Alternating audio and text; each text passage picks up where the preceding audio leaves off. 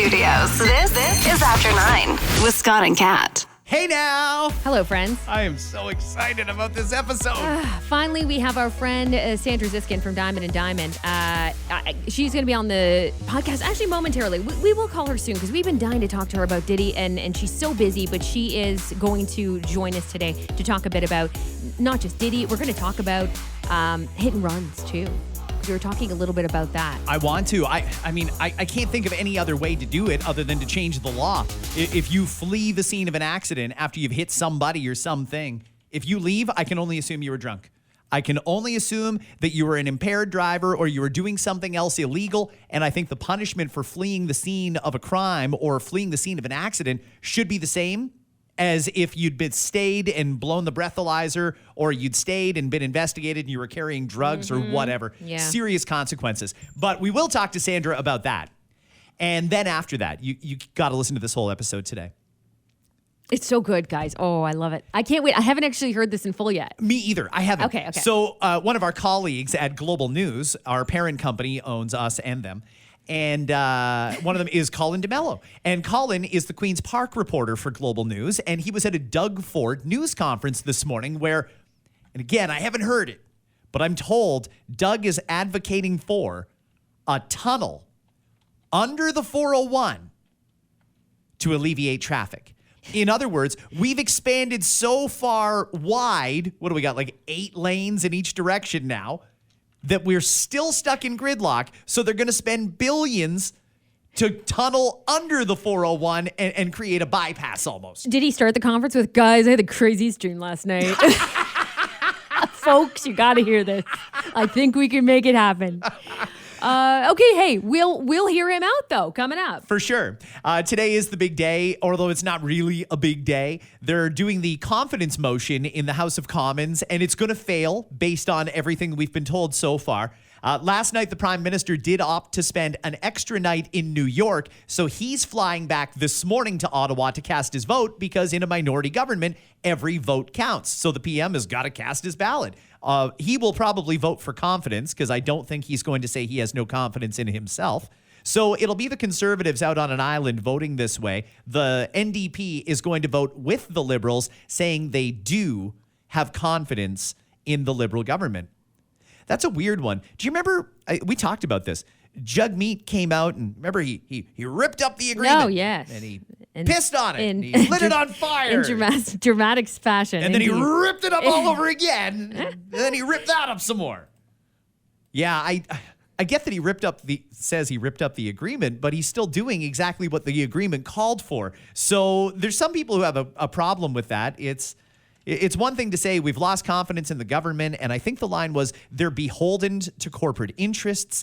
The NDP has said a lot of things. I really don't know how they can, with a straight face, come back to all of us, the voters, and say, yeah, we decided to give Trudeau a few more months in power at least, and we have confidence in him. I guess careful what you say. Maybe he should have not been mean to Justin in the first place because it looks very contradictory in that he said they're beholden to corporate interests and he's had enough. It doesn't help, right? It doesn't help when you seem like you're like here and there and everywhere. It doesn't help. Equifax Canada is in the news. They say false credit applications and identity theft led to a, get this, 54% year-over-year surge in auto fraud. Equifax, who is one of our national credit agencies, says there's a growing number of consumers who are falsifying their income, employment, and other financial details in order to secure credit. The report says Ontario saw the biggest surge in auto frauds, which doubled from last year. So this is the credit agency complaining that people are lying on their credit report, and I'm going to assume they got away with it if Equifax is complaining about it. 54% increase in people falsifying their income, employment, and other financial details.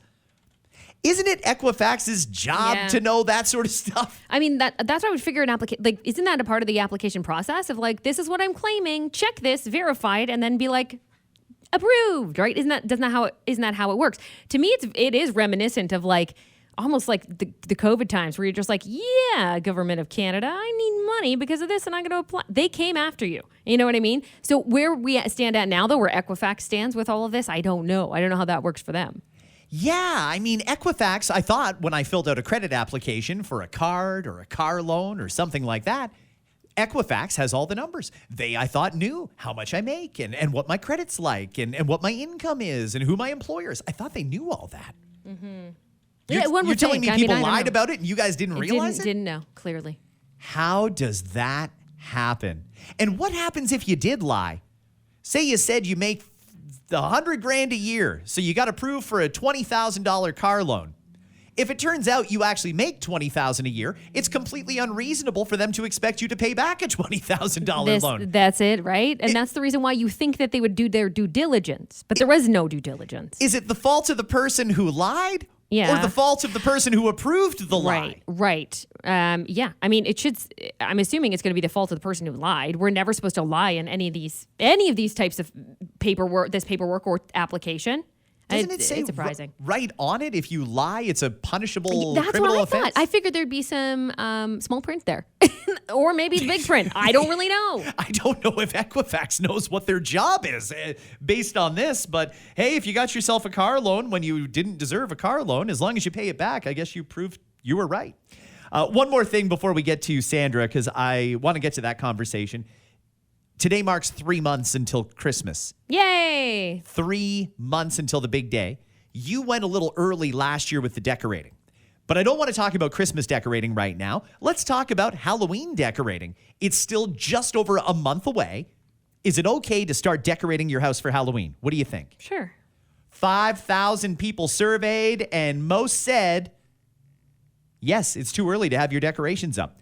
2/3 think decorations shouldn't go up until at least October the 1st. Okay, yeah, sure. Do what you want. It used to be that people decorated for Halloween usually in and around the 30th, sometimes even on the 31st of October. However, in recent years, the holiday creep is real. And yeah, there's some houses with full-blown skeletons up outside. It's kind of wild. Ready to make this call? Let's do it.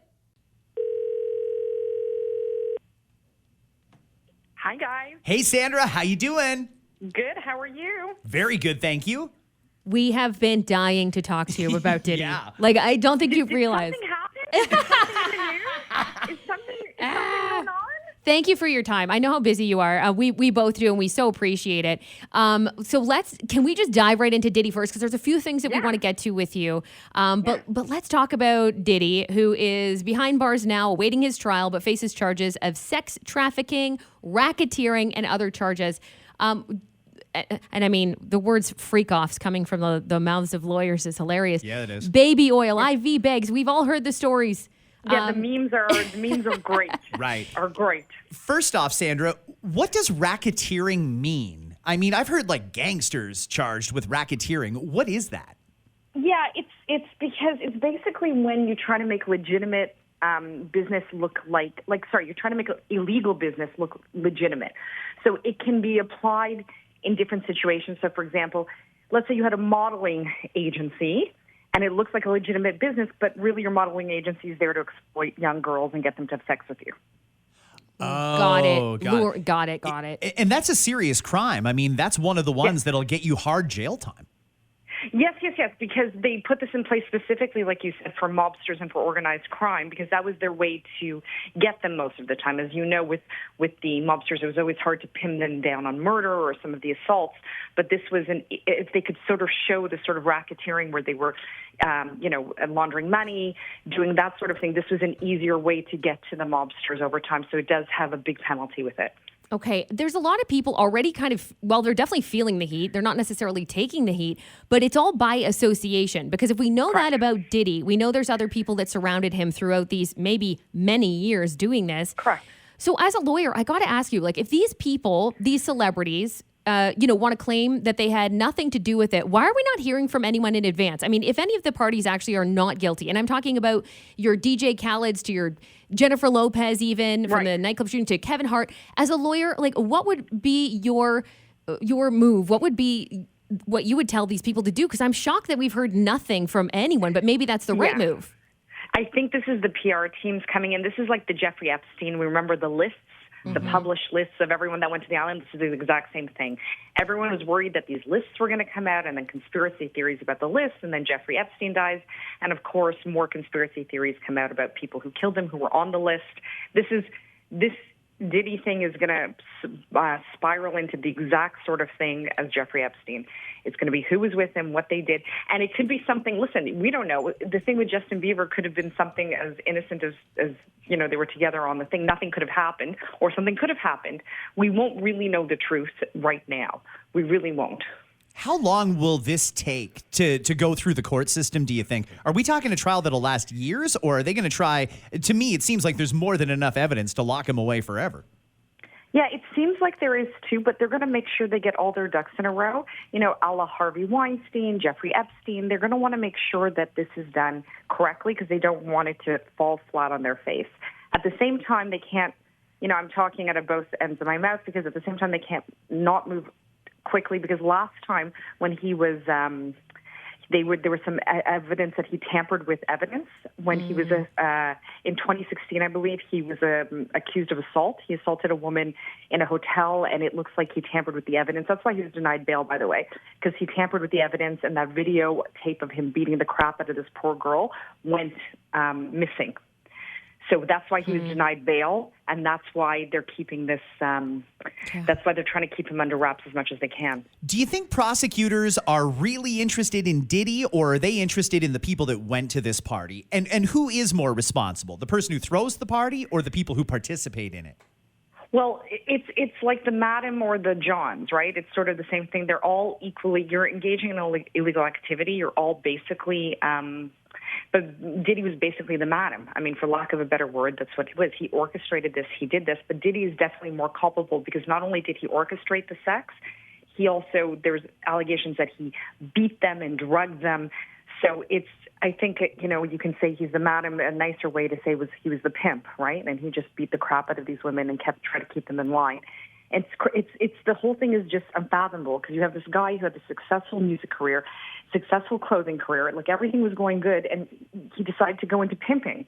Like, really, this is what it is. It's actual pimping. It's so messed up, isn't it? Like when you have that much crazy money and stuff, it's like, I feel like boredom comes into play with these people who just have too much money to know what to do with. And they're just like, what can I do now? Let's see what I can get away with. He was probably, this is all probably started as something to serve him. And then he's like, wait, I can make money off of this. There's the ticket. Why do I have to sing and dance? I will just make money off of beating the crap out of women.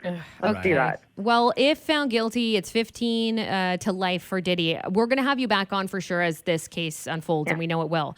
One more thing on entertainment before we move on to another topic that we wanted to discuss with you. Sure. The Netflix specials that we see coming out, and they're so widely popular, and I'm talking about the ones about the Jeffrey Dahmers, the Menendez brothers. The Menendez brothers, yes. The true crime, the whole thing is kind of exploding into a conversation about, are those actually good for crime, or is that a bad idea to have this out and kind of, is it sensationalizing it, basically, is what I'm asking. Have you heard a lot about this? Yeah, I mean, listen, I think we've always had a fascination with true crime. All of us have. I know I have. You always want to see these true crime stories. They've been making serial killer movies since forever. Now it's just more, with Netflix and all these streaming services, it's more easily accessible. I know with this Menendez brothers ones that came up, the big thing is the Menendez brothers are just, walking around saying that it's not true, the depiction is not true. They don't like the way they're depicted in it. Okay, there's nothing you can do. Once you do a sensational crime like that, it kind of becomes entertainment for everyone. That's why you have the Law and Orders of the world. That's why you have all of this stuff. People are just fascinated about crime and about punishment. I don't think you can get away from it. Hey, Sandra, I want to, that's a great explanation. Thank you. I don't know that these criminals should have any rights. I think they're lucky that anybody's talking about them in the first place. Correct.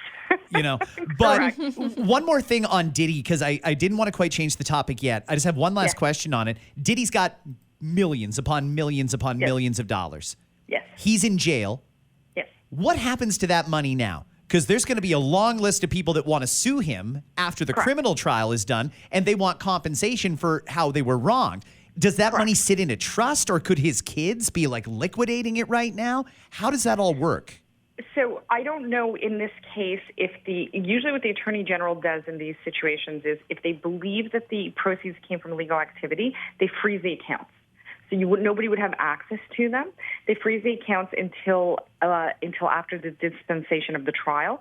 And then you sort of have almost like a bankruptcy thing. Sometimes a lot has to go back to the government, and then people can make their claims almost like a bankruptcy. So I don't know if they froze his accounts yet. I'm assuming they did. But yeah, it doesn't stop people from, all of a sudden selling their closets unless you have a specific order from the court, which I haven't heard anything about yet. But I don't think the kids are accessing the money anytime soon, especially if there's any link for the money to the crimes. Got it. Okay, now, as Kat said, we are going to change topics here because something has come up, and it seems to be happening a lot lately here in Ontario. Yes. Seems like there's a lot of people that are in their car hitting pedestrians and fleeing the scene. And we just had a story the other day where someone hit a pedestrian. The next morning, they came in and turned themselves into police. And I'm thinking to myself, the only reason that you would want to flee the scene but turn yourself in the next day is to sleep off a bender if you were drunk or high. Yeah, that's one good reason to, is because fleeing the scene charge is better than a drunk driving or an intoxicated or under the influence driving charge. Absolutely. They'd rather take the charge on that. Isn't that a problem with our justice system, that if you're drunk and you actually hit somebody, your better odds at getting a lighter punishment are to flee and deal with it later when you've sobered up? I would have thought. Oh, I agree. And especially the problem is like this guy, let's assume this person was drunk and it was this person and they did that for that nefarious reason. This is a person who knows the system, which likely means this isn't their first drunk driving charge, right? That's the issue, is that, a first drunk driving charge, you might get off light, but a second or a third, that's when the camera's really going to come down, and they know that. So they're doing this. They're doing this. There used to be there was a couple of cases in the United States, I believe not in Canada, where the person got into the accident, knew they were drunk, then got out of their car, went to the nearest bar and started chugging alcohol so that they couldn't make the connection whether the alcohol was from pre or from post. Right. Wow. Isn't that incredible? Yeah. I mean, people really, if you want to be a criminal, people really, really think of interesting ways to get around it. But yes, listen, as technology is getting more sophisticated, and as our cars are getting more sophisticated, a lot of the things the car will be able to register. So they'll be able to register the erratic driving. They'll be able to register the speeding. If you have a Tesla, for example, that car will register everything, literally everything. So the only thing it can't register really is your breath. Right. Yet. And that might be our next step. It might be. Mm-hmm. Right. You know what, though? I don't have a problem with that. I think that if it just became a condition that all cars in Ontario, you have to blow before the car will start, hopefully they do it in a fairly discreet way. But I think that would make the roads a little safer, personally. It could. The only problem is the blowing test it's not 100% for each person, and it doesn't really take into account what is a growing problem, which is driving while under the influence of drugs. Right. Mm-hmm. So that is the bigger problem, right? That you see more often now than even alcohol, right? You have people that are smoking up, getting high, and getting behind the wheel of a car. It's a problem from all ends, and there's been so much. It was crazy. May, June, we had a real quiet period, and then all of a sudden, like towards June, July, it was one after another of horrible car accidents, just awful, awful, awful car accidents. The weather gets nice, people start to drink, people start to do drugs, and they make stupid decisions that affect other people's lives. Yeah. I don't know what it's going to take, Sandra. I just don't. It's crazy. You have ventured into the podcast realm yourself, Sandra. I have, yes. We should promote that there is a Diamond and Diamond podcast now. There is a Diamond and Diamond podcast. You've got our old friend Cam Woolley. Might be the only listener, so I'm very happy to say that. She might be the only listener thus far, but at least she's listening. Well, that's great. Hey, good luck with the pod, and we will talk to you soon, I hope, about the Diddy stuff and more. Yeah, thank you guys. Thank you guys for calling. Appreciate it. Thank you, Sandra. Take care. Bye-bye. Do we have enough money in the After 9 budget to have her on every day? Oh, she's so great. I don't think that we do. That'd be great. She answers a lot of questions. Not without getting rid of at least several pieces of very expensive equipment. And we just can't afford to do that right now. What are we willing to sell around here for a good guest every day? Sandra's great. Diamond and Diamond, personal injury law. You can look them up, obviously, on Instagram. They're fantastic, too. You can follow along. And along with giving you some good info and advice, it's not all about that. They have so much fun. They do these skits that are hilarious. So anyway, follow along. Our thanks to Sandra. And yeah, we'll get her on again in October. Diamondlaw.ca or 1-800-567-HURT. Diamond and Diamond. Did you see, by the way, they're not actually calling it this because the drug companies have many, many patents that apparently nobody is allowed to infringe upon. But they've created what's basically a sexy Ozempic Halloween costume for this year. I am not surprised. Now, they're not going to be the only ones, by the way. There's going to be multiple of those. There's no way that there's not going to be, because that's one of the trending topics. You know, you think about this year, on the cover of Time magazine, would it be a Ozempic needle? You know what I mean? Yeah. So I would not surprise me if this was everywhere. It's sure it's going to be your Yandies now, which are going to charge you whatever, an arm and a leg. Your Sheins and your Temus are going to put something like that up in no time. $39.95 on Yandy, in case you're wondering. Yeah, see, and that's not. Is that I don't know. I would say that's not a bad price, but I don't know. Hey, do it if you want to. But I think that's going to be a popular one. I think so too. It's an interesting concept. Imagine we just picked a day where everybody dressed up. Maybe it's Halloween, maybe it's not. It could be any day. Where you had to dress up as the last drug you did.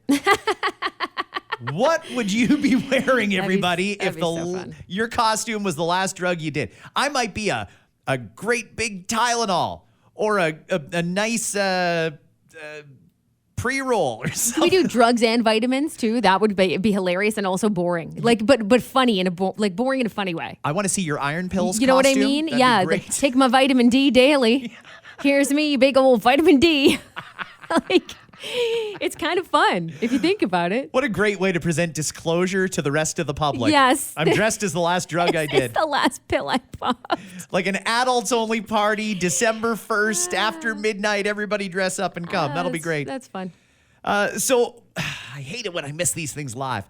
Earlier this morning, the Premier of Ontario, Doug Ford, did a news conference, and he was talking about what's going to seem like a radical proposal, because we don't usually think about big grandeur type ideas here in Ontario. We don't even like the change we do get. So hear him out on this, everyone. Doug is going to talk about building a tunnel under the 401 highway. Well, good morning, everyone, and thank you, Minister Surma, for that introduction. And it's so great to be here in the great state of Etobicoke today with Minister Surma, Minister Sarkaria, for such an important announcement. Friends, it's no secret. Ontario is growing at a record speed. Last year alone, our province welcomed over 800,000 people, each looking for a better life and economic opportunity. Our government is supporting that growth. With our plan to build, backed by the largest investment in infrastructure in Canadian history, $50 billion to build 50 new hospital projects, $4 billion to bring broadband to every community in Ontario. I don't understand that, by the way. Seems like governments for years have been trying to build broadband into areas that don't typically have broadband. I would love to have a fiber optic internet at home, but they don't carry it on my particular street. Government's not building any infrastructure for me. I just have to wait until the cable company decides, oh yeah, we should put some fiber optics down there.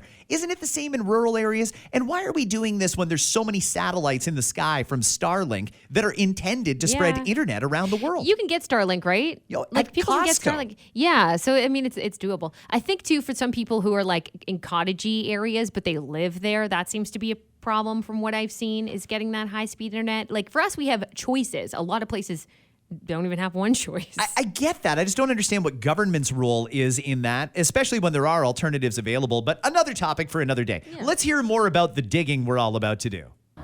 $16 billion to build and expand schools, and nearly $100 billion to build roads, highways, and public transit. We're widening Highway 401 through Eastern Ontario. We're building new highway interchanges in Windsor and Ottawa. We're building the Bradford Bypass, Highway 7 and 11 widening, Highway 3, and we're getting shovels in the ground on the Highway 413.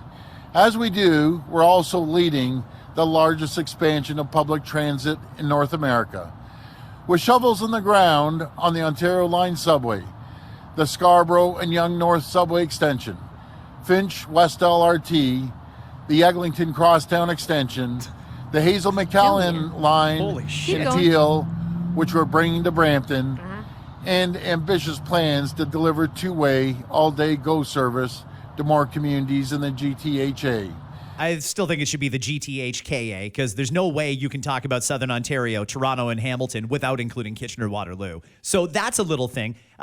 Where are we at with two-way all-day GO service to Kitchener? Because I've heard them talk about it, and they say it's coming, but at the moment, you can still only get like 3 trains in the morning, 3 in the afternoon, and nothing on the weekend. Nothing on the weekends. Weekends are key, I think, if you want people to go and explore other parts. And that's what you want, right? Isn't that the goal? I thought so. The premier just listed off you heard it. All those different transit projects that we're working on. It's got to be over $1 trillion that we've spent recently on transit. And what I don't see happening right now is any more people using transit. I guess, is it a chicken and an egg thing? We got to build the transit for people to use it? Or should we build transit because people are using it and we need to expand? That's what they're going with. I think that they're hoping if you build it, they will come, right? Like that's what they are banking on, literally banking with our money on. So will it help or will it not? I don't know. But all of those things, I'm sure for the people that live in that area, those are things that they're looking forward to. I mean, we all have our own projects that are supposed to be happening, but they're years out in a lot of areas, That's right? the thing, right? They announced this today and it'll be ready in 2045. It's right. It's not like this is good. And I mean, what they announced today, though, is intense. But friends, that's not enough. Ontario is growing too fast, and we need to do more. Even with these projects underway, too many people are stuck in traffic across the GTHA. By 2051, travel times on Highway 401 will double, adding 90 more minutes to commutes.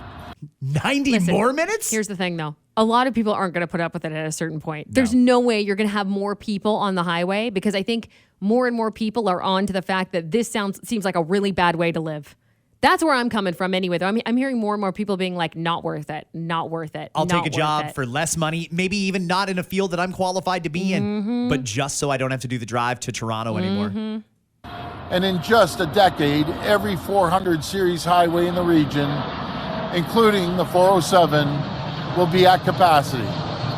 That's just not So accurate. did he do this at the airport, by the way? He's doing it right in front of the highway. Got it. Okay. Yeah. You know, there's some sound barriers you could have put up there to muffle some of the all right. traffic I was noise. just curious. I don't know. That's a planning and logistics issue. Listen, he said the 407 even is going to reach capacity. As long as we allow the 407 to run hog wild and do whatever they want and fleece the taxpayers of Ontario, just soak them for every penny because some people don't even have a choice, the 407 is not going to reach capacity. People are broke. The 407 is extortionate. It's never going to reach capacity unless they actually make it free, which is what they should do. Drivers in Toronto area already spend 98 hours every year stuck in rush hour traffic, when they'd rather be home with their family, spending time with friends and loved ones. Gridlock also costs our economy in the GTHA alone, lost productivity because of congestion, cost. The economy is $11 billion we lose each and every single year. That number seems kind of made up. It's a very subjective number. Well, how much is it worth in productivity? Well, 98 hours per person per year, add it all up. That's how they come to $11 billion. It's not like anybody's actually paying $11 billion, though. So that stat, it's a little misleading, but they all do it. Okay. If we don't act now to add extra highway capacity beyond what we're already building and planning, the number of hours lost to traffic will more than triple by 2051. And we can't just sit by and let this happen. We need to keep building. That's why today I'm announcing that our government is exploring the feasibility of a tunnel under the Highway 401. You heard that right. This tunnel would serve as a new expressway for both cars and transit, from Brampton and Mississauga in the west to Markham and Scarborough in the east, connecting with major roads and highways along the way. This tunnel and expressway will cut gridlock, support economic growth, and help get people moving faster. And of course, as we promised before, as we put in black and white in legislation, our government won't allow any new tolls on this or any other highway. Through this feasibility work, we'll figure out the best way to get this project done, including initial soil testing along the route, reviewing best practices from other jurisdictions, and getting a clear understanding of how this tunnel can fight gridlock and support the economy. Okay, so I think I've got enough here. I haven't heard the logistics or the details, but it sounds like what they want to do is a study to find out if we could build a tunnel under the 401. From Brampton to Scarborough. Okay. That's a long stretch. What are we talking? Like 30K there? I think they said it was closer to 50K, if I'm not mistaken. I think they said 50, 55. I think Global was saying that. Okay, can we do that? Like that's a thing? I mean, I know they're doing a study to see if we can, but truly, and if this was a possibility, would someone else have thought of it earlier? Or is this just the perfect timing? Like, let's do it now. It makes sense to do it now. Okay, so my first thought after hearing this, because this was not on my radar, I did not expect Doug Ford to come out today and say we want to dig a tunnel under the 401, and it would run just like the 401, just it's going to be like a double-decker highway. There's the above-ground portion and the below-ground portion. First instinct is, I don't know that the 401 needs it. Here is the problem, everybody, when it comes to moving people around, and I don't understand what the officials in government don't understand about this. We have more lanes on our highways than most cities do. What are we, 8 lanes in each direction across the top of Toronto? 8 lanes at some places? The problem is not capacity. The problem is we have a start-stop issue, and it wasn't clearly thought out when they built it all in the first place. There's also a lot of bends. The 401, in case you've never noticed, actually has a lot of slight turns and curves and things like that. And anytime people have to change direction or steer even a little bit, anything other than straight, that's when a brake light comes on. And then the person behind them hits their brake. And before you know it, even though the first person just did a brake check and kept going, everybody behind them has had to slow down. I've never understood that, by the way, but you're so right. Every single turn that you've done in the 401 or the 403, if there's even a slight amount of traffic, it becomes way worse. It does. I don't know that putting a tunnel underneath is going to necessarily solve the problem, because I think that right now it's 8 lanes in each direction. Even if we made it 12 lanes in each direction, those would fill up with more cars too, just like this tunnel eventually will. Now, I'm not going to say the idea of a tunnel is a bad one, because I think there's a lot of examples of how a tunnel could be very effective. If we want to build a tunnel and you want to solve some gridlock, my money would be on tear down the Gardiner Expressway and build an underground expressway in Toronto. That would make people in Toronto happy. It cuts off the cutoff from access to the waterfront for people Front Street and North. I think it would be good to replace for the Gardiner. I'd also like to explore an underground tunnel from Hamilton to Toronto. Take some of the pressure off the QEW, which is just as bad as the 401 is for anybody who commutes in from Hamilton or Niagara or Brant. So those would be my suggestions for this tunnel. As for this one, I imagine this is going to have to be in the hundreds of millions, if not billions of dollars to make this. Just making a subway extension costs millions and millions, and that's not even very far. Tunneling enough that you could get 3 or 4 lanes plus a median under the existing 401? I think this is going to be a real expensive project, and I don't know if it'll be done in time to save us from what's coming by 2030, 2040, 2050, when there's 10 times more cars on the road. It's messed up. I don't know. I don't think we have a lane problem. I think we have a traffic problem and an enforcement problem, too. I was waiting for him, and we'll wait on the logistics of it, because obviously this is just basically a confirmation that a study's being done, okay? So it's nothing set in stone here. However, I was waiting for him to be like, folks, everybody grab a shovel. Everybody gets to one spot and we start digging.